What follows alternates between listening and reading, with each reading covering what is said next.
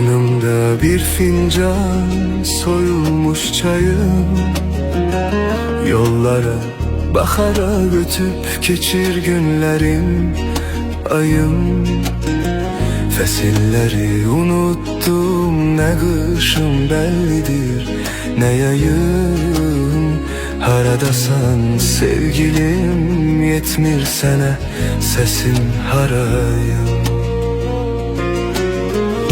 Göresen sen de benim tek, düşünürsen mi, üzülürsen mi? Göresen sen de benim tek, geceleri gözlerinden gizli gizli yaş dökürsen mi?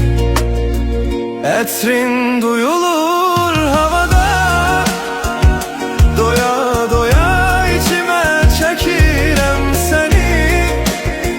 Bir sesini duyum arada sırada, bir bilsen ne kadar sevirem seni. Etrin duyulur havada, doya doya içime çekirem seni. Bir sesini duyum arada sırada, bir bilsen ne kadar sevirem seni.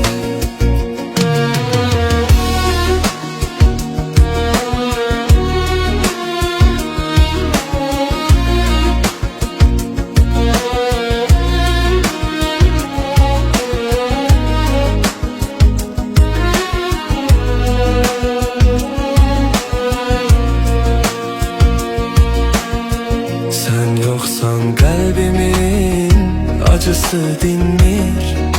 Ne yerdeyem ne göyde asla bilinmir. Buz tutmuş otağımın her bir bucağı, ocağım tüstüleyir daha isinmir. Göresen sen de benim tek, düşünürsen mi, üzülürsen mi?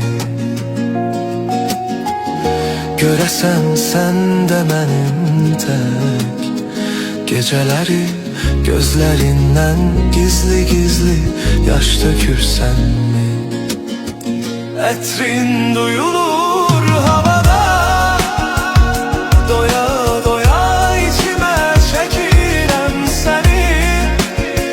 Bir sesini duyum arada sırada, bir bilsen ne kadar çok sevirem seni.